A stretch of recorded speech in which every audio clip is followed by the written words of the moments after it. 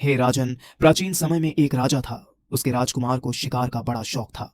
राजा उसे बेहद चाहता था, जिसके चलते वह राजकुमार की किसी इच्छा को अस्वीकार नहीं करता।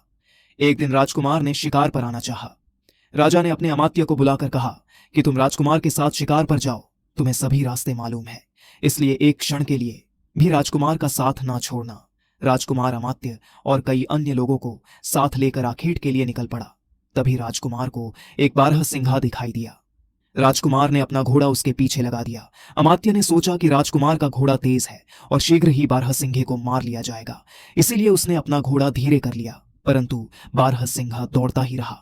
काफी दूरी तय करने के उपरांत बारहसिंह राजकुमार की आंखों से ओझल हो गया। तभी उसने चाहा कि वापस अपने अमात्य और अन्य शिकारी साथियों से जा मिले, लेकिन वह रास्ता भटक गया। उसने देखा कि एक डरावने पेड़ के नीचे एक स्त्री बैठी। विलाप राजकुमार ने अपने घोड़े को रोका और स्त्री से पूछा कि तुम क्यों रो रही हो। स्त्री ने बताया कि मैं तक्षशिला देश की राजकुमारी हूं। मैं किसी विशेष प्रयोजन से अपने घोड़े पर सवार होकर जंगल से जा रही थी कि तभी मुझे नींद आ गई और मैं घोड़े से गिर पड़ी और मेरा घोड़ा भी जंगल में कहीं भाग गया। राजकुमार को उस पर दया आ गई। वह उसे अपने साथ लेकर स्त्री की राजधानी की तरफ निकल पड़ा कि तभी एक डरावने वृक्ष के पास पहुंचकर स्त्री ने पुकार कर कहा, बच्चों प्रसन्न हो जाओ, मैं तुम्हारे लिए भोजन लाई हूं।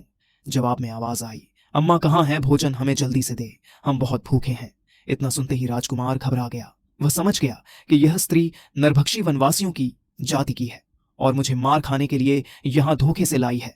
तभी राजकुमार तुरंत घोड़े पर बैठा और भागने ही वाला था कि स्त्री ने देखा शिकार हाथ से जा रहा है। स्त्री पलटकर कहने लगी, तुम परेशान क्यों हो, ये तो तुम्हारे साथ मजाक हो रहा था, तुम्हें सफर की थकान है, आओ थोड़ी देर आराम कर लो। राजकुमार को समझ न आया कि वह स्त्री पर विश्वास करे या ना करे। उसने अपने दोनों हाथ उठाकर कहा, हे भगवान, यदि तू सर्वशक्तिमान है तो मुझे इस विपत्ति से बचा और मुझे मेरा मार्ग दिखा। उसके इतना कहते ही नरभक्षी स्त्री जंगल में गायब हो गई और कुछ ही देर में राजकुमार को अपना मार्ग भी मिल गया। वह अपने महल जा पहुंचा और उसने अपने पिता को संपूर्ण वृत्तांत कह सुनाया। राजा इस बात से इतना क्रोधित हुआ कि उसने अमात्य का वध करवा डाला। मंत्री बादशाह को यह किस्सा सुनाकर बोला, मैंने विश्वस्त सूत्रों से मालूम किया है कि वैद्य आपके किसी दुश्मन का जासूस है और उसने इसे यहां पर इसलिए भेजा है कि आपको धीरे धीरे मार दे। मंत्री ने बादशाह को इतना बहका कि वह वैद्य पर संदेह करने लगा। बादशाह ने कहा, शायद तुम ठीक ही कहते हो सकता है कि यह मेरी हत्या के उद्देश्य से आया हो और किसी समय मुझे कोई ऐसी औषधि दे जिससे मेरी जान जाती रहे। मुझे वास्तव में अपने लिए खतरा मालूम होता है। मंत्री ने सोचा कि अपने षड्यंत्र को शीघ्र ही पूरा करना चाहिए, ऐसा ना हो कि बादशाह का विचार बाद में पलट जाए। मंत्री बोला, महाराज फिर देर किस बात की, उसे अभी बुलवाकर क्यों नहीं मरवा देते। बादशाह ने कहा, तुम ठीक कहते हो। बादशाह के आदेश पर सैनिक वैद्य को पकड़कर महल में ले आए।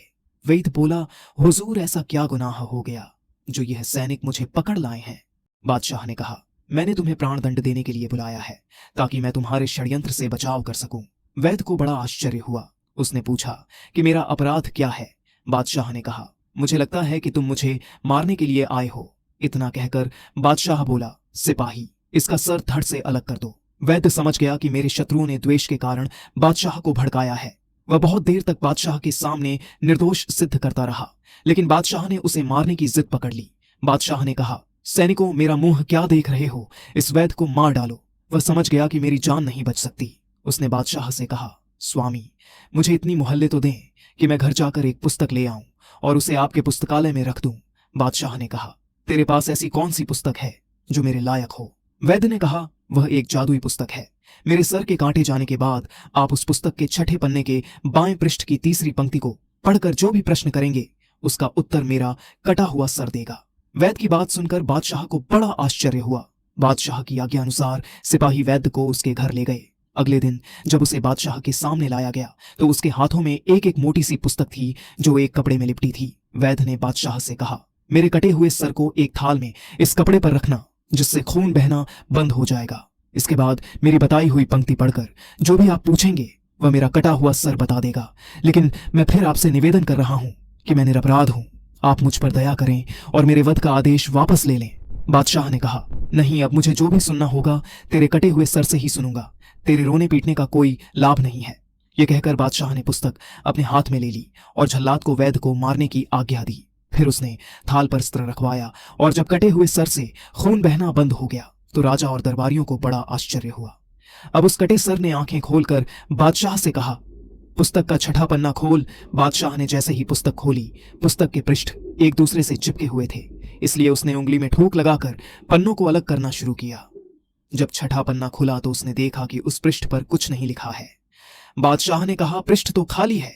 तो कटे सर ने कहा, आगे के पृष्ठ देख, शायद उनमें लिखा हो। बादशाह उंगली में थूक लगा लगाकर पृष्ठों को अलग करने लगा। वास्तव में वैद्य ने पुस्तक के प्रत्येक पृष्ठ पर विष लगा रखा था। उन पृष्ठों में लगा विष बादशाह के शरीर में प्रवेश कर गया और उसकी हालत खराब होने लगी, किंतु उसने कटे सर से प्रश्नों के उत्तर पाने के शौक में इस पर कुछ ध्यान न दिया और अंततः उसकी दृष्टि मंद पड़ गई और वह राज सिंहासन से गिर पड़ा। वैद्य के सर ने जब देखा कि विष पूरी तरह छड़ गया और बादशाह क्षण दो क्षण का मेहमान है तो वह हंसकर बोला, हे क्रूर अन्याय, तूने देखा कि निर्दोष की हत्या का क्या परिणाम होता है। यह सुनते ही बादशाह के प्राण निकल गए। इस प्रकार उसे अपने की का फल मिल गया। मछुआरा यह कहानी सुनाकर जिंद से कहने लगा, यदि गरीब बादशाह वैद्य की हत्या न करता तो भगवान उसे ऐसा दंड न देता। जिंद, तेरा हाल भी उस बादशाह की तरह है। तू अगर बंधन से छूटकर मुझे मारने की इच्छा न करता तो दोबारा बंधन में ना पड़ता। अब मैं तुझ पर दया करके तुझे फिर से स्वतंत्र क्यों करूं? मैं तो गागर समेत तुझे फिर नदी में डाल रहा हूं, जहां तू अनंत काल तक पड़ा रहेगा। जिंद बोला, मेरे मित्र, तू ऐसा ना कर। मैं अब तुझे मारने का इरादा कभी ना करूंगा। बुराई के बदले में भी भलाई करनी चाहिए। तू भी मेरे साथ ऐसी ही भलाई कर जैसी इम्मा ने अतिका के साथ की थी। मछुआरे ने कहा, मुझे वह कहानी नहीं मालूम, तू बता तो मैं सुनूं। जिंद बोला, यदि तुम यह कहानी सुनना चाहते हो तो मुझे मुक्त करो, क्योंकि मैं गागर में अच्छी तरह नहीं बोल पाऊंगा। मुझे मुक्त कर दो तो मैं तुम्हें और भी बहुत सी अच्छी कथाएं सुनाऊंगा। मछुआरा बोला, मुझे नहीं सुननी तेरी कहानी। जिंद ने कहा, तब मुझे छोड़ दे तो मैं तुझे बेहद धनी व्यक्ति होने का उपाय बताऊंगा। मछुआरे को लालच आ गया। आगे कहानी मैं क्या हूं जानने के लिए वीडियो को लाइक और चैनल को सब्सक्राइब जरूर करें। कहानी में आगे क्या हुआ जानने के लिए चैनल को अभी सब्सक्राइब करें।